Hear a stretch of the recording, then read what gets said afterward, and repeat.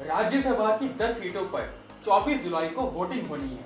इसमें से 3 सीटें गुजरात, 1 गोवा और बाकी 6 पश्चिम बंगाल की हैं। गुजरात और गोवा की कुल 4 राज्यसभा सीटों पर तो बीजेपी की एक तरफा जीत तय है, लेकिन पश्चिम बंगाल में बीजेपी एक गणित से टीएमसी सुप्रीमो और सीएम ममता बनर्जी को झटका दे सकती है। आइए इस गणित को जानते हैं। नमस्कार, न्यूज रूम पोस्ट में स्वागत है। मैं आपके साथ कुणाल। पश्चिम बंगाल की जिन 6 राज्यसभा सीटों पर चुनाव होना है, उनमें से एक सीट कांग्रेस के प्रदीप भट्टाचार्य का कार्यकाल खत्म होने से खाली हो गया है। पश्चिम बंगाल विधानसभा में कांग्रेस के अकेले विधायक को ममता बनर्जी पार्टी टीएमसी ने खुद में शामिल करा लिया है, यानी बंगाल से राज्यसभा में कांग्रेस का कोई सदस्य नहीं होगा।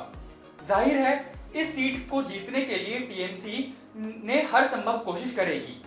अगर टीएमसी में बीजेपी सेंध लगा सके तो राज्यसभा की इस सीट को अपने पाले में ममता को झटका दे सकेगी। अब जरा इसका गणित भी समझ लिया जाए। पश्चिम बंगाल विधानसभा में 294 सीट सदस्य हैं। राज्यसभा की 6 खाली सीटों में से 4 को टीएमसी आसानी से जीतेगी, वहीं एक सीट पर बीजेपी की जीत तय है। अगर टीएमसी को 5वीं सीट चाहिए तो उसे कुल 215 वोट चाहिए होंगे, क्योंकि हर एक राज्यसभा सीट पर जीत के लिए आंकड़ा कम से कम 43 वोटों का होना चाहिए। वहीं एक सीट जीतने के बाद बीजेपी के पास 34 विधायक बचते हैं। अगर बीजेपी टीएमसी में सेंधमारी कर 9 और वोट जुटा लेती है तो वो पश्चिम बंगाल में 2 राज्यसभा सीटों पर जीत हासिल कर लेगी। इससे ममता बनर्जी और टीएमसी को तगड़ा झटका लगेगा। अगर बीजेपी पश्चिम बंगाल की राज्यसभा सीटों में 2 पर उम्मीदवार उतारती है तो मुकाबला दिलचस्प होगा। खास बात यह भी है कि टीएमसी के कई विधायक जेल में हैं। ऐसे में उनके लिए 5वीं सीट हासिल करना इतना भी आसान नहीं होगा।